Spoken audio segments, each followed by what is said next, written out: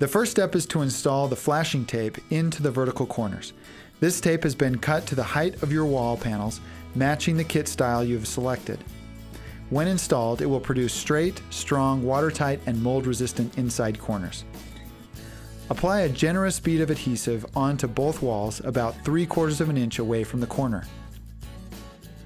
Fold the tape at the center crease with the print side together. Then press the tape into the corner using a taping or putty knife.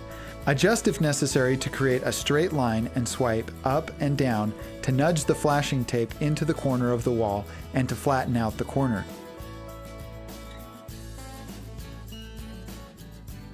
This deluxe composite flashing tape creates a tough, durable, and very flat inside corner. Repeat this process on the other vertical inside corner of your shower. You're now ready to begin the wall panel installation process.